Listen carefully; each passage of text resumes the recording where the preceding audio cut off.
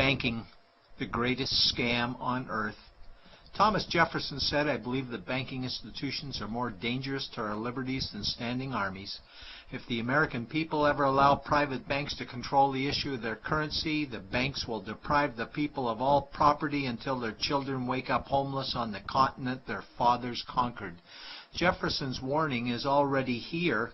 40 million Americans are living on food stamps. Millions more are now homeless, living in tents, all because of one institution, the Federal Reserve System.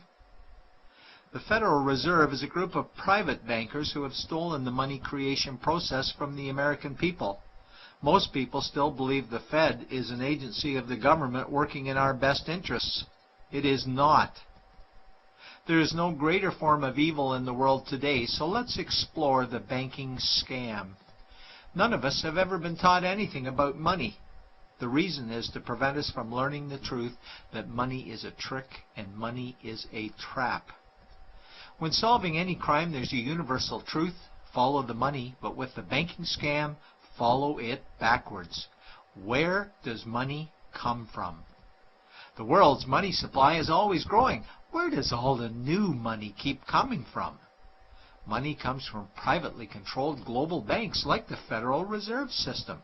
They create money every day, which increases the world's money supply. Because all banks are either owned or controlled by private bankers, the real question is, how do private bankers create new money?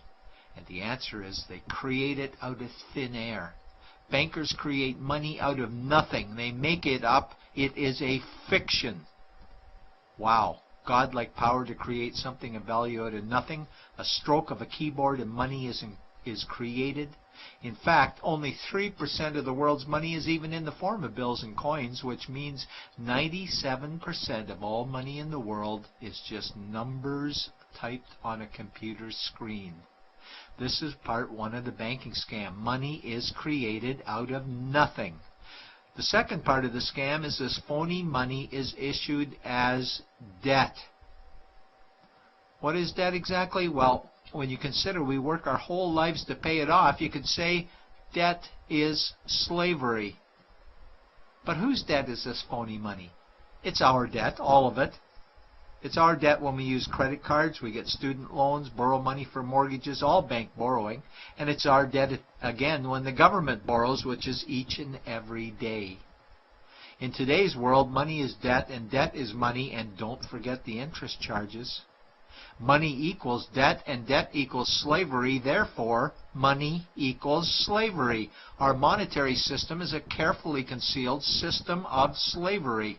Why? Because our government can create the same money for free with no interest charges, just like they used to, as the Founding Fathers designed it inside the United States Constitution for our protection against private bankers. The third part of the banking scam is very evil. When bankers create money from nothing and issue it as debt, they only create the principal portion of the debt. They do not create the money for the future interest payments. There is not enough money in existence for all of us to make our interest payments. In fact, our money creation system is even mathematically impossible. Money issued by the banks, principal debt, does not equal the money demanded back to the banks, principal plus interest. We are forced to play a game of musical chairs to see who can make their debt repayments. This guarantees a world of bankruptcy, competition, and scarcity of money. For example, we go to the bank to borrow money for a house, let's say $100,000. The moment we sign the loan document, the bank creates the money out of thin air. A $100,000 debit gets registered for us and a $100,000 secured credit for them. Then one of two things happens. Either we give the bank 30 years of labor making house payments totaling $300,000 for the original $100,000 we borrowed, or the bank takes our house.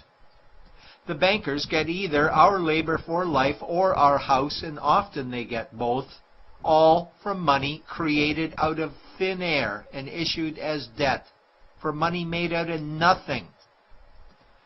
This is why all the bankers end up with all the assets. The fourth part of the banking scam is inflation.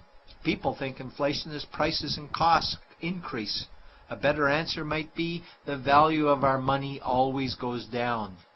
Inflation is created every time the central banks print money, which is every day. Where does all this new money get its value? The answer is it steals its value from the existing money supply, where our savings are. Our savings are disappearing because of the new money they're printing. If money creation was in balance with goods and services, there would be no inflation. Prices would stay the same. But the reality is banks always print money, driving prices ever higher, which steals the value of our savings, making them disappear. Since the private bankers created the private Federal Reserve in 1913, the United States dollar has lost 97 cents in purchasing power. An item in 1913 that cost $100 in 2011 cost $2,230, a price increase of 2,130%. This is the banking scam. 4 parts. Private bankers create money out of nothing and charge interest on it. There is no money created for the future interest payments, and inflation steals our savings every day. In order for the banking scam to be pulled over our eyes, the bankers need help from the likes of paid-for politicians and appointed civil servants, military-industrial complex, mainstream media, multinational corporations, and the bankers' good buddies. For example, what do our banker-controlled television networks say about criminal bankers? "Oh, bankers are our saviors. Chairman is Man of the Year. He saved the world. Bankers really do deserve their bonuses. They're so smart." And what do our banker-owned G20 politicians say we need to do? That we must save our banking system, and now we need austerity measures, like increasing existing taxes and bringing in new taxes, cutting our social programs, including education and health care, stealing from our pension plans while increasing the retirement age, keeping us working for more years at lower wages while placing our children and grandchildren in debt and servitude for their future lives. We are being lied to that we must go deeper in debt for bailouts, stimulus packages, quantitative easing, saving the too big to fail banks, credit easing, currency interventions, all names that mean the same thing, more debt to us. Is it not strange that the solution to too much debt is always more debt to us? And where is all this money going? It's going to the banks and to the bankers. They are stealing our money right now. 0.1% of the world's population owns 2/3 of the world's wealth. This means that 99.99% of the world's population own less than 1/3 of the wealth, a decreasing amount because these guys are stealing it.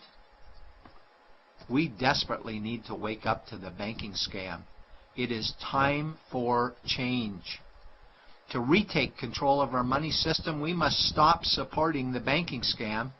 Lincoln said the government should create all the currency and credit needed to satisfy the spending power of government and the buying power of consumers. Money will cease to be master and will then become servant of humanity. And Jefferson said the issuing power of money should be taken from the banks and restored to the people to whom it properly belongs. It's a pyramid scheme, and we, the people, are the bottom layers of the banking pyramid. Without our support, the banking scam collapses. We have to do it ourselves. Wake up, get active, wake others. Remove our money from the bank. Buy gold and silver coins. Get out of debt. Rip up your credit cards. These actions will bring down the banking scam. Only vote for politicians who support debt-free money, or run for office yourself, and turn off mainstream media to search for the truth while you still can. And support every effort to end the Federal Reserve System and all the privately owned central banks. Let's bring these criminals to justice to get our money and our countries back before it's too late.